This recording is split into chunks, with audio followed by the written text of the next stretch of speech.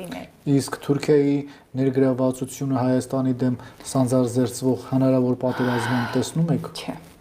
Չեք տեսնում։ Պատերազմել առանձնապես չեմ տեսնում։ Դուք մի անգամ հարցադրում արեցիք, ասեցիք խաղաղության պայմանագիր կկնքվի։ Ես նայում էի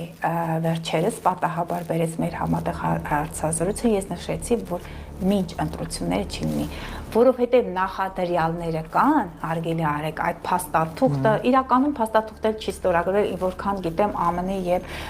Ադրբեջանի միջև է ինչ որ այնտեղ պայմանագիր համաձայնեն, բայց Հայաստանի հետ իրենք առանձնապես չունեն են, վերջերս բարբերաբար էլ փոփոխության են ենթարկում այդ կայքերը, այո, ես երբ որ նրանք որոշել են համաձայնագիր այդպես տարբեր հարթակներ նշում են, որ կնքել են, չէ, տեսակ, որ ի վերջո այդ ամենը խապկանք էր դա։ Չէ, խապկանք չէր, իրենք սպասում են մինչև ընտրություններ։ Այսինքն մինչև ընտրություններ ընտրությունների արդյունքները լինեն, եւ այդ արդյունքները կախված են մեր թե ով կարող է ընտրվել, բայց ես կարծում եմ եւ մամուլը, եւ սև մամուլը, եւ նաեւ աստղաբանական հաշվարկները տանում են դեպի գործող վարչապետի կողմը, բայց նա միանձնաղեկավար չի կարող լինել։ Այնտեղ կոալիցիոն կառավարություն պետք է ստեղծվի։ Մենք դեռևս կխոսենք ընտրությունների նախաշեմին նման